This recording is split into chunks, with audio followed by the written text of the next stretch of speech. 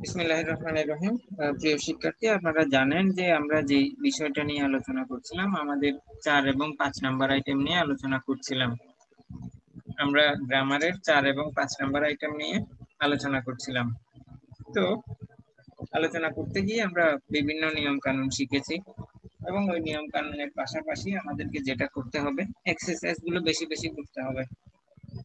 আপনারা দেখেন, মূলত এখানে দাগ দিচ্ছেন কে? মাইনুদ্দিন। স্ক্রিনে দাগ দিচ্ছেন আপনি? মাইনুদ্দিন, স্ক্রিনের দাগটা উঠিয়ে নেন। মাইনুদ্দিন কে? আপনি হয়তো বুঝতে পারছেন না, এখানে স্ক্রিনের উপর আপনার এখান থেকে দাগ পড়ছে।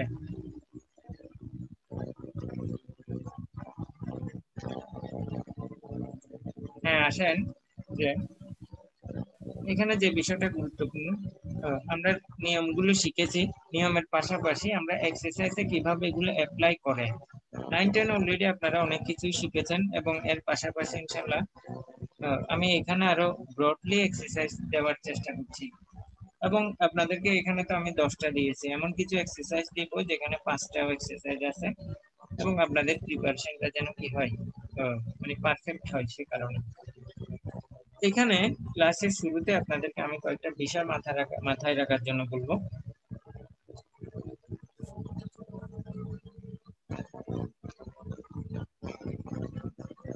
কয়েকটা বিষয় আপনাদেরকে মাথায় রাখার জন্য বলবো। মূলত এই যে গ্যাপ গুলো, যেমন ধরুন এই প্রশ্নটা আসছে 2018 সালে, প্রশ্নটা আসছে 2018 সালে। এখানে দেখেন যে যে বিষয়টা গুরুত্বপূর্ণ, 18 সালে সারা দেশে কিন্তু একটা প্রশ্নের উপর পরীক্ষা হয়েছিল। সারা বাংলাদেশে 18 সালে একটা প্রশ্নের উপরে পরীক্ষা হয়েছিল। তো প্রশ্নগুলোর এই যে এটা হচ্ছে এর মধ্যে একটা, এই প্রশ্ন আপনাদেরকে এখন যেটা দেখাচ্ছি এটা হচ্ছে কি তার মধ্যে একটা আর কি। এটা হচ্ছে 4 নাম্বার।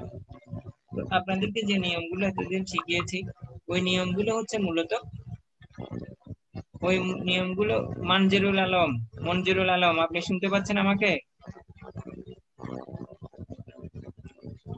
জি স্যার। এই আপনি এখানে দাগগুলো কেন দিচ্ছেন? কি ভুলে হয়ে গেছে মনে হয় নাকি?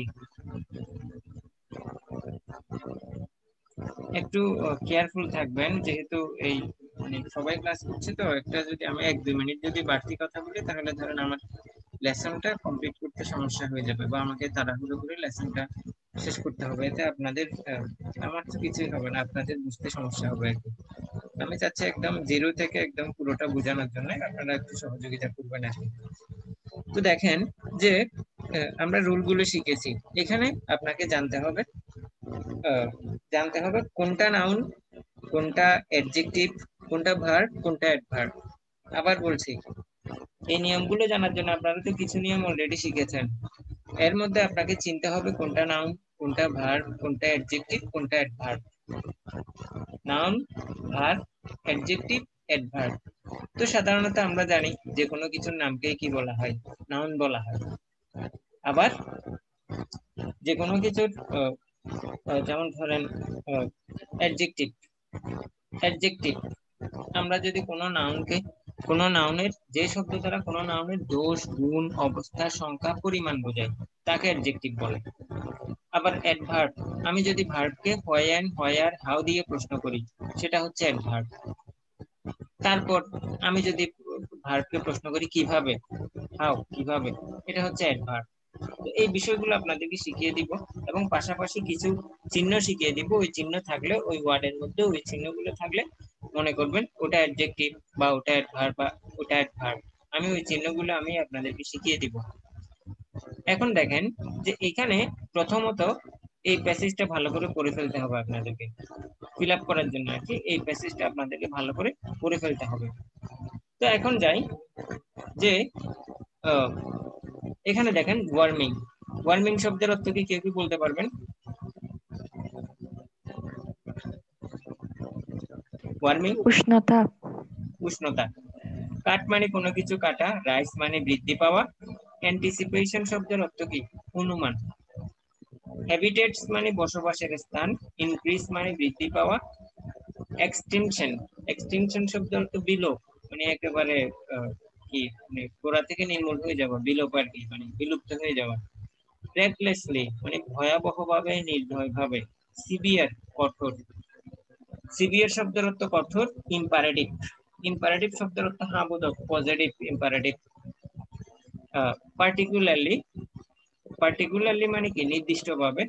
ক্যাটাস্ট্রফি শব্দের অর্থ কি দুর্যোগ, ক্যাটাস্ট্রফি শব্দের অর্থ দুর্যোগ। প্রোভাইড মানে সরবরাহ করা। অ্যালার্মিং, অ্যালার্মিং শব্দের অর্থ কি, অ্যালার্মিং শব্দের অর্থ কি?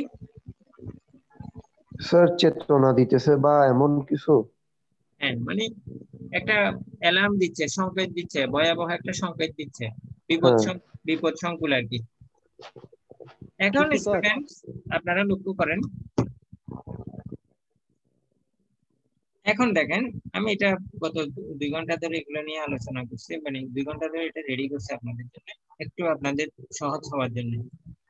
এখানে দেখেন প্রথমত যে আনসারটা আসবে, আপনারা একটু মাঝে মাঝে একটু কথাই মানে একটু ডিস্টার্ব হবে, কারণ এখানে স্টুডেন্টরা জয়েন করছে, তো মানে আমাকে এদিকে জয়েন করতে হয় এভাবে, এই জন্য আমি মাঝে মাঝে মানে থমকে যাচ্ছে বা স্টপ হয়ে যাচ্ছে, কথাটা ওভাবে আসছে না। তো the destruction of forest and others is, খুবই খুবই গুরুত্বপূর্ণ, একেবারে লাইন বাই লাইন বুঝে বুঝে করবেন। আপনি মুখস্থ এখানে একটা ওয়ার্ড বসিয়ে দিতে পারেন, তাতে কোনো সমস্যা নাই, অ্যান্সারও মিলে যাবে, কিন্তু মুখস্থ বিদ্যা দিয়ে আপনি বেশি দূর যেতে পারবেন না, বুঝে বুঝে করলে আপনি অনেক দূর যেতে পারবেন। এমনকি আমার এই এক্সারসাইজ গুলো, এই আলোচনাগুলো আপনাদের ইউনিভার্সিটি এডমিশনে পর্যন্ত যাবে, আসবে পরীক্ষায়। তো লক্ষ্য করেন সবাই, the destruction of forest and others, and শব্দটা গুরুত্বপূর্ণ।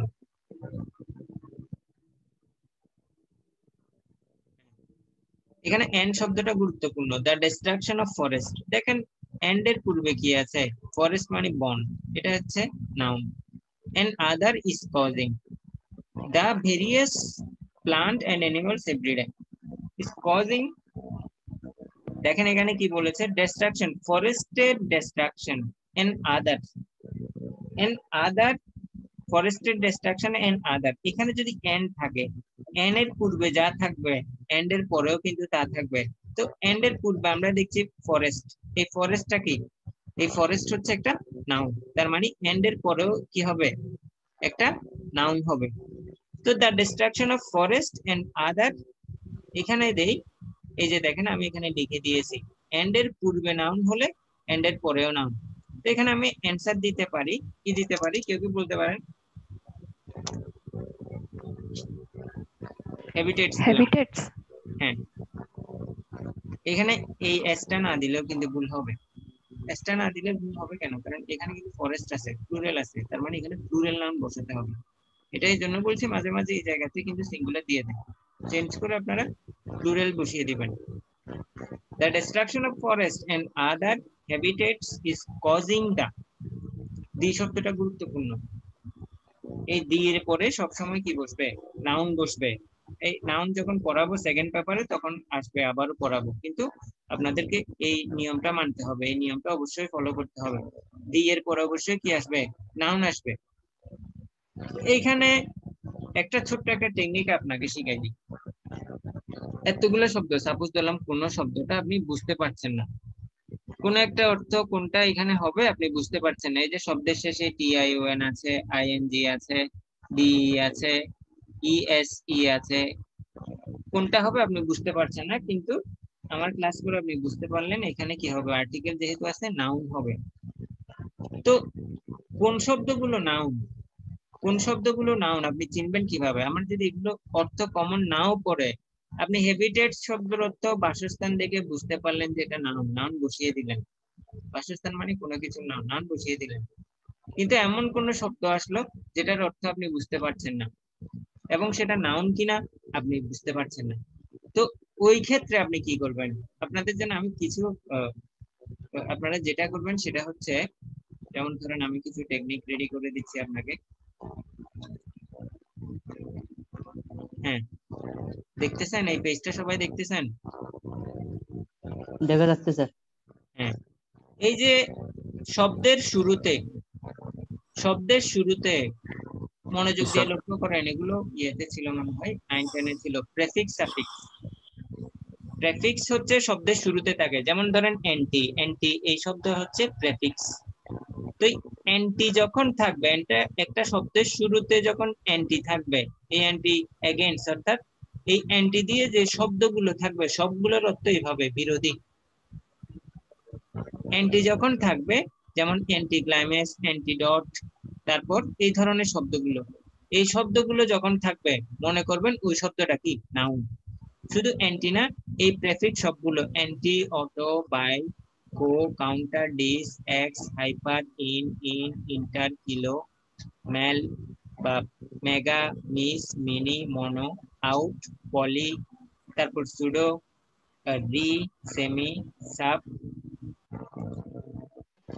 এই শব্দগুলো, আন্ডার, ভাইস, এই যে কোনো শব্দের পূর্বে যদি আপনি এগুলো পান, যেমন সেমি দিয়ে আমি যদি শব্দ বলি সেমি সার্কেল বা সেমি ডার্কনেস, মনে রাখবেন এই সেমি যেহেতু আছে তার মানে এই শব্দটাই কি নাউন।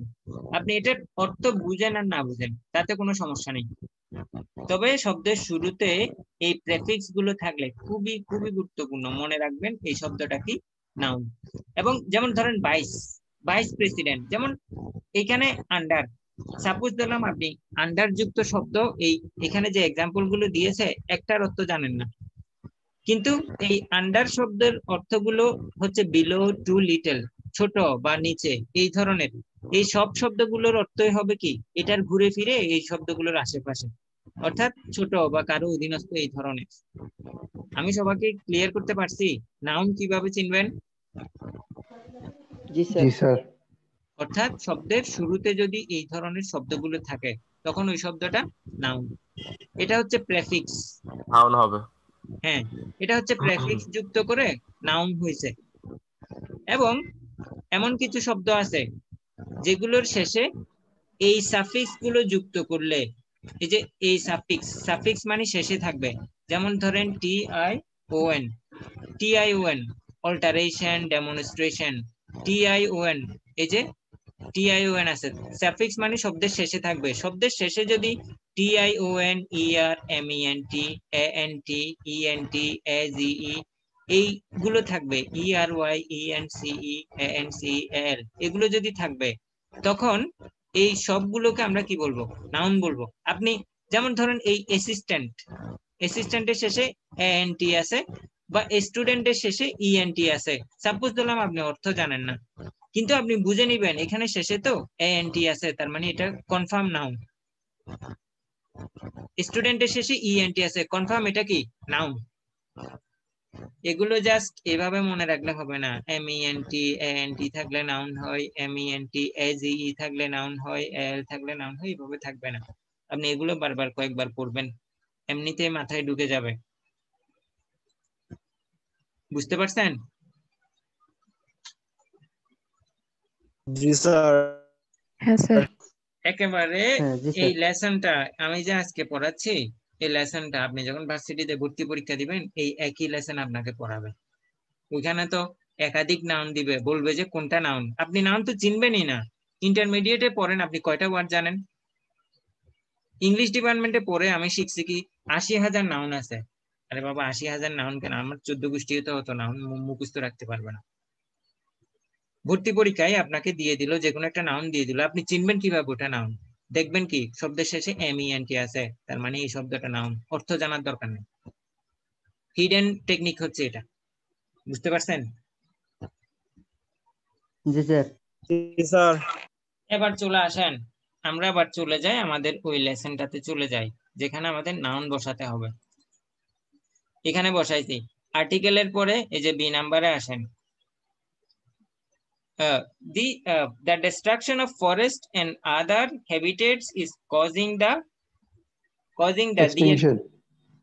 হ্যাঁ, একটু আগে আমরা কিন্তু দেখছিলাম টিআই1 থাকলো, ওই শব্দটা কি শিখছিলাম? নাউন শিখছিলাম না? জি স্যার। নাউন।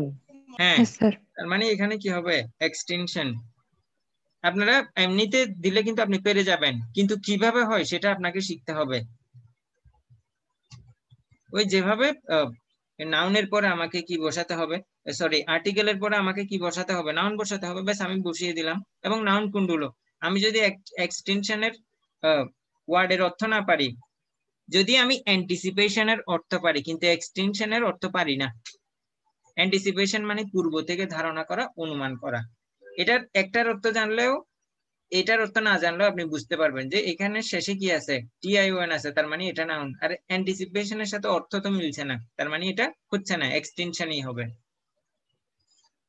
এরপরে আসি, আপনারা কিন্তু অনেকেই অ্যাডভান্স স্টুডেন্ট আছেন, অনেকেই কি, অনেকের কাছে এগুলো অনেক সহজ মনে হবে, অনেকে আবার মানে বুঝতে পারছেন না, একদম রুট লেভেল থেকে বুঝাতে হচ্ছে বা এই ধরনের আছে।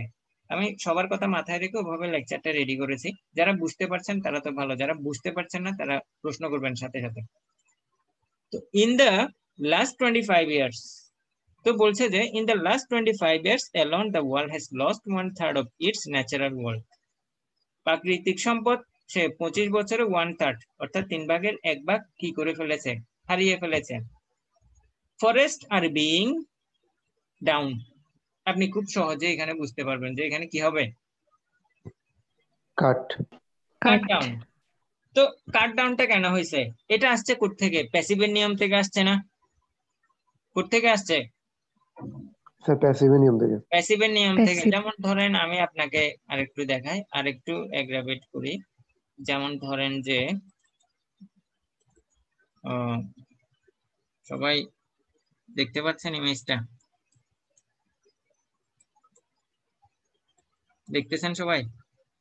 জি স্যার। জি স্যার। জি স্যার। হ্যাঁ, হ্যাঁ স্যার।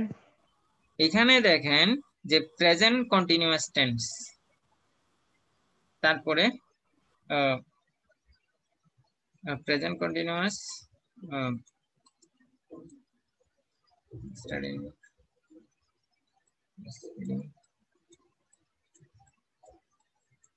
বিইং কোথায় দিলাম, স্যার প্রেজেন্ট পারফেক্ট কন্টিনিউয়াস হলো ভার্ব প্লাস আইএনজি। না এখানে বিইং আছে তো, বি ভার্বের সাথে আইএনজি। জি স্যার, এখানে তো পারফেক্ট কন্টিনিউয়াস হবে না? প্রেজেন্ট পারফেক্ট কন্টিনিউয়াস, দাঁড়ান আমি ঠিক করে দিচ্ছি। স্যার ওগুলো ভয়েসের না? ও এটা তো টেন্সের, হ্যাঁ আমি টেন্সেরটাও কিসের দিছি, ভয়েস? ভয়েসেরটাও দিছি, হ্যাঁ হ্যাঁ আমি ভয়েসেরটাও রাখছি। টেন্সেরটা দেওয়ার কথা ছিল তো এটা, হ্যাঁ। দেখতেছেন ইমেজটা, সবাই দেখতেছেন? জি স্যার দেখতেছি। এই যে টেন্স, জি active sir. Voice, passive voice, এই যে দেখেন এখানে দেখেন এই 3 নাম্বার লাইনে আসেন, প্যাসিভ করার সময় কি থাকবে, যে present continuous tense, present continuous টেন্সের সাবজেক্ট অনুসারে কি থাকবে, সাবজেক্ট থাকবে, সাবজেক্টের পরে এমিজার, এমিজারের পরে বিইং, বিইং এর পরে কি হবে, পাস্ট পার্টিসিপল। দেখতে পাচ্ছেন সবাই? জি জি স্যার। স্যার। এই যে জি স্যার। জি স্যার। বিইং এর পরে কি হবে, পাস্ট পার্টিসিপল। এই যেমনটা এখানে দিয়েছে, যেমন ধরেন অ্যাক্টিভে যদি বলি, এই যে present continuous, he is eating chocolate, say chocolate খাচ্ছে। তো চকোলেটটা এখানে কি আসবে, অবজেক্টটা সাবজেক্টে চলে আসবে। চকোলেট যেহেতু সিঙ্গুলার, ইজ বিইং এর পরে কি, বিইং এর পরে ভার্বের past participle form. Chocolate is being eaten by him, chocolate তার দ্বারা চকলেট খাওয়া হচ্ছে, এটাই বলছে। তাহলে আমরা এখান থেকে শিখতে পারলাম বিইং এর পরে সবসময় কি হবে, ভার্বের পাস্ট পার্টিসিপল, ভার্বের পাস্ট পার্টিসিপল। তো কাট, কাটের প্রেজেন্ট ফর্ম যেটা, কাটের প্রেজেন্ট ফর্ম যেটা, পাস্ট ফর্মও একই, আবার পাস্ট পার্টিসিপল ফর্মও কি, কাট। দেখতেছেন সবাই? জি স্যার। জি স্যার। হ্যাঁ, তো এখন আমরা ওই হ্যাঁ জায়গায় স্যার। হ্যাঁ কাট বসিয়ে দিব। হ্যাঁ স্যার। তার মানে এখানে কি হবে, অ্যান্সার হবে কাট। এরপরে যাই, ফরেস্ট আর বিইং, বিইং এর পরে ভার্বের পাস্ট পার্টিসিপল ফর্ম হবে, আমরা অর্থ অনুসারে কি দিলাম, কাট দিলাম, কাট ডাউন, তারা কেটে ফেলা হয়। মরিউবার, এছাড়াও দে আর বিইং বার্নড, খুবই গুরুত্বপূর্ণ, দে আর বিইং বার্নড, তাদেরকে পুড়ে ফেলা হয়, দে আর বিইং বার্ন। তো এইখানে দেখেন আমি আপনাদেরকে বললাম এখানে এখানে কোন পার্টস অফ স্পিচ বলবো আপনি সেটা বসাবেন কিভাবে। আমি আপনাকে বললাম যে কয়েকটা টেকনিক যদি আপনি খাটাতে পারেন ইজিলি বুঝতে পারবেন। তাদেরকে কেটে ফেলা হয়, দে আর বিইং বার্ন, তাদেরকে কেটে ফেলা হয়। কোন পার্টস অফ স্পিচ বুঝবেন কিভাবে? এই ভার্বকে প্রশ্ন করবেন। ভার্বকে প্রশ্ন করবেন কি দিয়ে? আমি লিখে দিই আপনাদেরকে। যেমন ধরেন আমি সবসময় বলি ভার্বকে প্রশ্ন করেন when, where, how দিয়ে প্রশ্ন করবেন। ভার্বকে when, where, how দিয়ে প্রশ্ন করলে অ্যান্সার যেটা পাবেন সেটা হচ্ছে কি অ্যাডভার্ব। আমি আপনাকে যদি বলি she works slowly, slowly, slowly, she works slowly, সে হাঁটে। তা আমি যদি এই ভার্বকে প্রশ্ন করি কি দিয়ে? when দিয়ে, সে কখন হাঁটে? উত্তর পাচ্ছি না। তার মানে এখানে এটা এটা দিয়ে আমি প্রশ্ন করব না। কোথায় হাঁটে? প্রশ্ন করে উত্তর পাচ্ছি না। হাউ, কিভাবে হাঁটে? স্লোলি হাঁটে। কিভাবে হাঁটে? স্লোলি হাঁটে। তার মানে এখানে এই বাক্যের মধ্যে Slowly.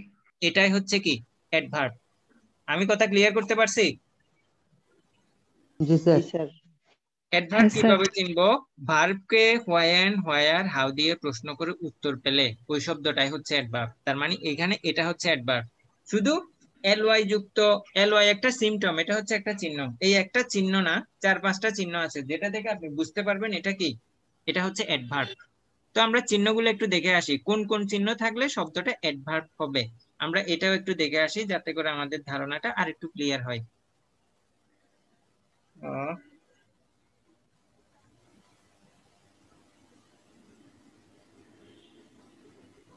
কোথায়?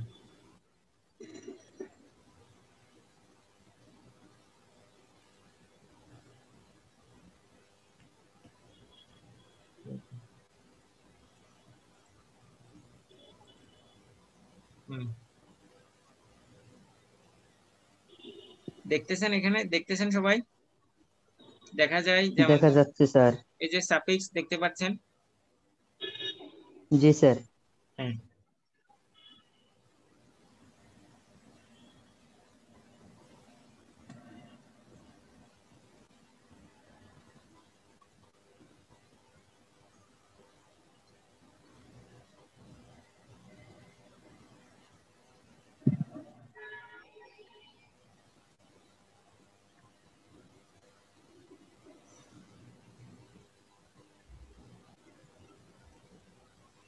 হ্যাঁ, আসেন এবার এইখানে দেখি যে হ্যাঁ ভার্ব, যেমন ধরেন নাউন, অ্যাডজেক্টিভ, ভার্ব, অ্যাডভার্ব। এই যে এটার কথাই বলছিলাম।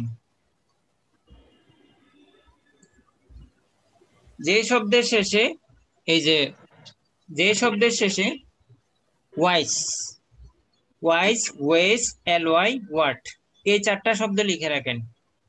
যে শব্দ থেকে ওয়াইস, যেমন ধরেন সিরিয়াল ওয়াইস আমরা একটা কথা বলি, এনিওয়েজ একটা কথা বলি, এই ly তো কি একটু আগেই বলেছিলাম সাফিক্স হিসেবে শব্দের শেষে, যেমন কুইকলি, এইভাবে quickly, he works quickly, ly থাকলে ওই শব্দটাও কি অ্যাডভার্ব। ওয়ার্ড থাকলে, জাস্ট ওয়ার্ড থাকলে এই শব্দটাও কি অ্যাডভার্ব। এইখানে যাই, আমরা এখানে যেটা দেখেছিলাম, হ্যাঁ এখানে অ্যাডভার্ব আমরা বুঝতে পারলাম এডি নাম্বারে কি বসবে, দে আর বিইং বার্নড রেকলেসলি, একেবারে নির্দয়ভাবে তাদেরকে পোড়ানো হয়। তারপর রেজাল্টিং ইন এন্ড, এর ফলে কি হচ্ছে, তাদেরকে যে গাছগুলো যে পোড়ানো হচ্ছে রেকলেসলি মানে নির্দয়ভাবে। তো বুঝতে পারলাম এখানে অ্যাডভার্ব হবে। তো অ্যাডভার্বের শেষে আমরা জানি কি হবে, ly হবে। তো ly দিলাম, ly এখানে একটা আছে, এখানে একটা আছে, যে কোনো একটার অর্থ আপনাকে বুঝতে হবে। একটার অর্থ বুঝলে আপনি বুঝতে পারবেন এটা হবে কি হবে না। তো এখানে আপনি অর্থ বুঝে বুঝতে পারবেন যে এখানে নির্দয়ভাবে পোড়ানো হচ্ছে। তার মানে এখানে অ্যান্সার হবে রেকলেসলি, রেকলেসলি, নির্দয়ভাবে তাদেরকে কি করা হয়, পোড়ানো হয়। এবং এটার ফলে কি হচ্ছে, রেজাল্টিং ইন এন, তো এন যেহেতু আছে আমি বলেছি আর্টিকেলের পরে কি হবে, আর্টিকেলের পরে সবসময় নাউন বসবে। তো নাউন বসবে ভালো কথা, এখানে এন আছে, এমন নাউন বসাতে হবে যেটা কি দিয়ে শুরু, কনসোনেন্ট দিয়ে শুরু নাকি ভাওয়েল দিয়ে শুরু, বলেন তো। এন যেহেতু আছে তার মানে ভাওয়েল দিয়ে শুরু এমন একটা ওয়ার্ড বসাতে হবে না, নাউন বসাতে হবে না। জি স্যার। এন এর পরে কি বসে, নাউন, এমন নাউন বসাতে হয় যেটা কি দিয়ে শুরু, ভাওয়েল দিয়ে শুরু। ইন এন্ড ইনক্রিজ, যে পোড়ানো হচ্ছে এর ফলে কার্বন ডাই অক্সাইড কি হচ্ছে, বৃদ্ধি পাচ্ছে। In and increase, E number answer হবে, আর্টিকেলের পরে নাউন বসে, অ্যান্সার হবে ইনক্রিজ। ক্লিয়ার? এই কারোর সাউন্ড নাই কেন, বুঝতে পারছেন সবাই? জি জি স্যার। স্যার। জি sir. Ultimately the water level is, এর ফলে ওয়াটার লেভেল জি কি স্যার। হচ্ছে, হ্যাঁ ওয়াটার লেভেল বৃদ্ধি পাচ্ছে। এই দেখেন ইজ এর পরে, ইজ যেহেতু আছে, am, is, are, was, were, shall be, will be এগুলো যদি থাকে হয়তো ভার্বের সাথে আইএনজি হবে অথবা ভার্বের পাস্ট পার্টিসিপল ফর্ম হবে। টেন্সের পরে আপনাদেরকে তো একটু আগে আমি টেন্সই দেখাইছিলাম, হ্যাঁ আবার দেখাই, একটু দেখাই, হ্যাঁ এই যে দেখেন am is are, am is are এর পরে ভার্বের সাথে কি বসবে, আইএনজি বসবে, তাই না? এটা হচ্ছে অ্যাক্টিভ জি ভয়েসে, স্যার। অ্যাক্টিভ ভয়েসে এম ইজ আর এর পরে ভার্বের সাথে আইএনজি বসবে। তার মানে এখন এখানে যেহেতু কি আছে, আমাদের এখানে ইজ আছে, ultimately the water level is, তার মানে এরপরে ভার্ব আসবে, ওই ভার্বের সাথে কি হবে, আইএনজি বসবে। তো এখানে আমি কি দিচ্ছি, এফ নাম্বার, রাইজিং। হ্যাঁ রাইজিং হবে, অ্যান্সার হবে rising, water level is rising. আসলে এই যে পরিবেশ যে দূষণ হচ্ছে এর ফলে ওয়াটার লেভেলটা ধীরে ধীরে কি পাচ্ছে, বৃদ্ধি পাচ্ছে, রাইজিং। তো এখানে ইজ থাকলে একবার ভার্বের সাথে আইএনজি হবে। আবার যদি ওটা যদি প্যাসিভ ভয়েস হয় তখন, যদি প্যাসিভ ভয়েস হয় এটা তো অ্যাক্টিভ ভয়েস, অ্যাক্টিভ ভয়েস হলে ভার্বের সাথে আইএনজি হবে, এটা অ্যাক্টিভ ভয়েস এর কারণে আমি অ্যান্সার ভার্বের সাথে কি দিছি, আইএনজি দিছি। কিন্তু এটা যদি প্যাসিভ ভয়েস হয়, প্যাসিভ ভয়েস হলে ভার্বের কোন ফর্ম হবে, পাস্ট পার্টিসিপল ফর্ম হবে। Am, is, are, was, were, shall be, will be এর পরে হয়তো ভার্বের সাথে আইএনজি বসবে অথবা ভার্বের পাস্ট পার্টিসিপল ফর্ম বসবে, পাস্ট পার্টিসিপল ফর্ম বসবে। যদি প্যাসিভ হয় আর কি পাস্ট পার্টিসিপল ফর্ম বসবে, এটা আমরা দেখব।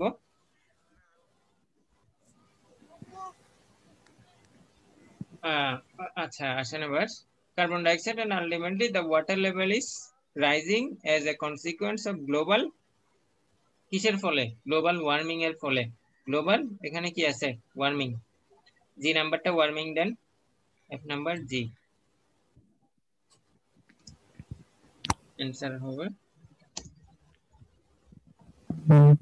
Global warming. কিভাবে আসছে গ্লোবাল ওয়ার্মিং, গ্লোবাল এটা অ্যাডজেক্টিভ, ওয়ার্মিংটা হচ্ছে নাউন, নাউনের পূর্বে অ্যাডজেক্টিভ বসে, যেমনটা আমি এখানে লিখে দিছি, নাউনের পূর্বে অ্যাডজেক্টিভ বসে, গ্লোবাল ওয়ার্মিং। Yes sir. হ্যাঁ এরপরে আসি, এইচ নাম্বারে যাই, it's rising global warming, it is, এটা অনুমান করা হয় যে, তো এটা কিন্তু প্যাসিভ ভয়েস, এটাকে অনুমান করা হয়, এটা নিজে নিজে অনুমান করে না। তো প্যাসিভ হলে ইট ইজ এর পরে ভার্বের, ইজ এর পরে ভার্বের কোন ফর্ম হবে, past past participle participle form. Form. Past participle form. আপনারা সবাই জানেন, তবু আরেকবার আমি দেখাই, যেমন ধরেন এই ইমেজটা একটু দেখেন সবাই,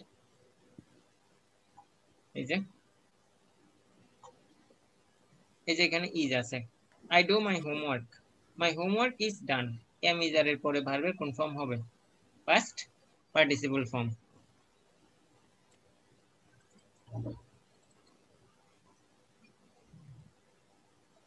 ইট ইজ, এটা অনুমান করা হয় যে new century will face an overwhelming environment,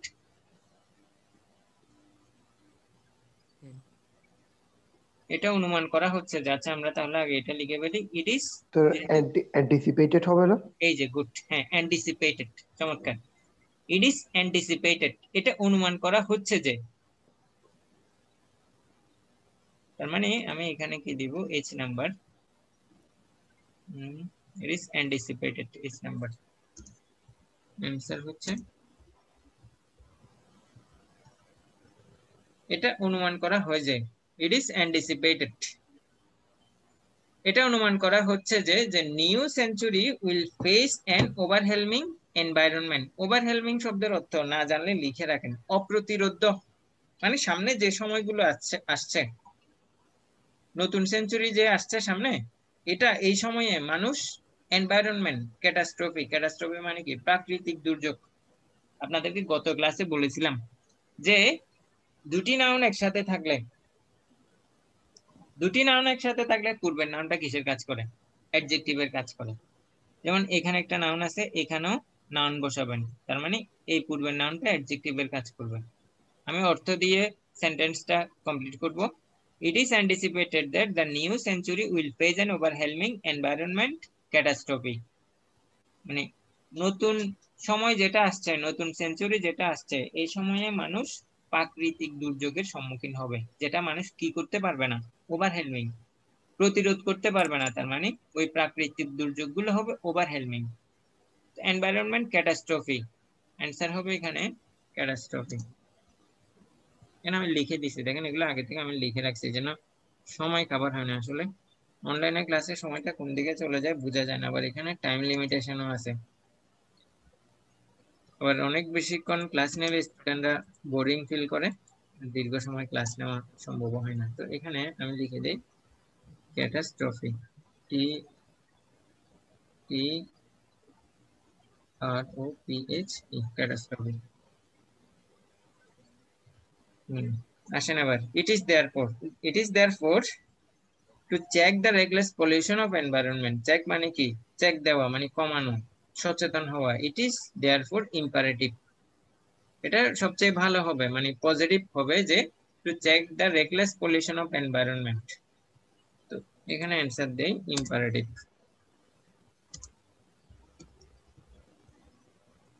imperative, sir alarming হবে না এখানে, মানে ইম্পারেটিভের জায়গায় কি অ্যালার্মিংও ইউজ করতে পারবো?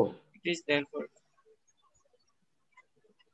না চেক দেওয়াটা কি অ্যালার্মিং হবে, চেক দেওয়াটা পজিটিভ হবে, ইম্পারেটিভ হবে। অর্থ মিলছে না অ্যালার্মিং দিলে, বুঝতে ও পারছেন? আচ্ছা, জি স্যার। জি চেক, স্যার। হ্যাঁ চেক দেওয়াটা হবে পজিটিভ, অ্যালার্মিং না। অ্যালার্মিং মানে আতঙ্ক, চেক দিলে যদি আতঙ্কের হয় আর চেকই দিবে কেন, এটা আর কি। জাস্ট অর্থটা একটু মানে বুঝে বুঝে করে ফেলবেন, আর ভুল হবে না ইনশাল্লাহ। ইম্পারেটিভ। বলেন এবার, কারো কোনো প্রশ্ন থাকলে করতে পারেন। স্যার এইচ নাম্বার সেন্টেন্সটা স্যার প্যাসিভে? এস নাম্বার সেন্টেন্সটা হচ্ছে হ্যাঁ প্যাসিভে। ইট ইজ, প্যাসিভ, প্যাসিভ ওই কিভাবে জন্য, বুঝবো? দেখেন অনুমান কি, অনুমানকে নিজে নিজে করতে পারে, অনুমানকে অন্য কেউ অনুমান করে, তাই না? জি স্যার। সে তো নিজেকে নিজে অনুমান করতে পারে না, অনুমানকে অন্য কেউ অনুমান করে, বুঝতে পারছেন? জি। এই যে নিজেকে যে নিজে করতে পারছে না, অন্য কেউ যে করছে, এটা হচ্ছে প্যাসিভ। তো প্যাসিভে আমরা জানি আচ্ছা। ভার্বের পরে পাস্ট পার্টিসিপল ফর্ম হবে, তো এটি অনুমান করা হয়। আমি এই জন্য এখানে এস নাম্বারে কি দিলাম, অ্যান্টিসিপেটেড দিলাম, বুঝতে পারছেন? জি স্যার, বুঝছি। এটাই হচ্ছে কথা।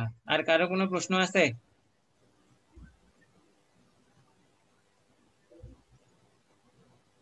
স্টুডেন্টস, কারো কোনো প্রশ্ন আছে আর? না স্যার। না স্যার, হ্যাঁ, বুঝছি। এটা হচ্ছে একটা আইটেম। আর লাইভ ক্লাস তো ধরেন যে প্রতি সপ্তাহে আসলে একটা একটা পাইলে ভালো, কিন্তু একটা একটা পাইতে গেলে হয় কি, আপনারা তো সায়েন্সের স্টুডেন্ট, আপনাদের কাছে ইংলিশ সাবজেক্টটা হচ্ছে অনেকটা মাইনর সাবজেক্ট, ছোট সাবজেক্ট। হ্যাঁ, আপনাদের এখানে আপনাদের বস হচ্ছে কারা, ফিজিক্স, আমরা। Chemistry, biology. আমরা না, আমরা না, না স্যার। আপনাদের বস হচ্ছে যে ফিজিক্স, কেমিস্ট্রি, বায়োলজি এগুলা।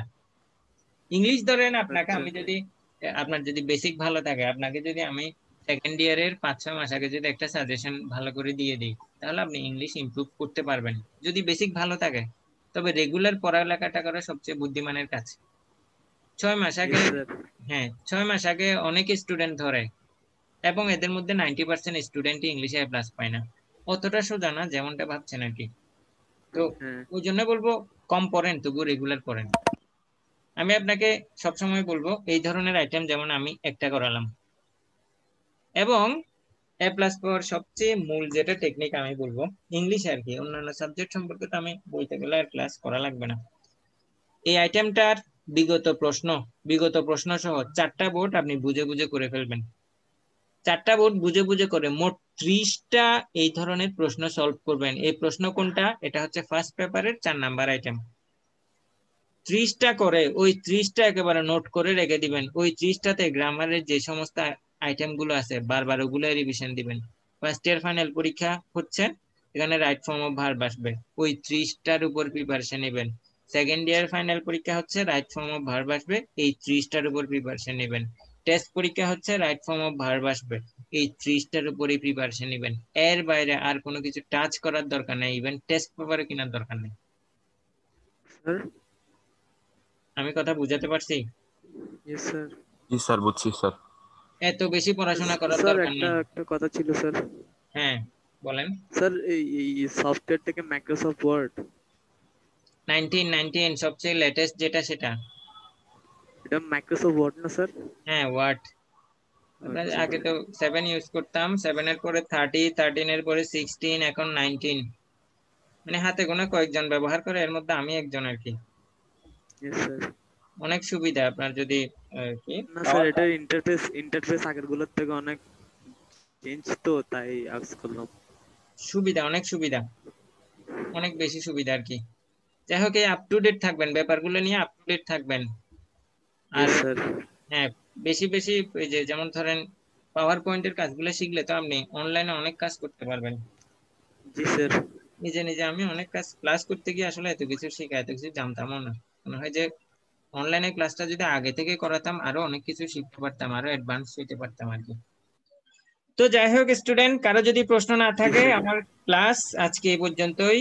সবাই ভালো থাকবেন, সুস্থ থাকবেন। আসসালামু আলাইকুম ওয়া রাহমাতুল্লাহ। আসসালামু আলাইকুম স্যার। আসসালামু আলাইকুম স্যার। আসসালামু আলাইকুম স্যার। ওয়ালাইকুম আসসালাম।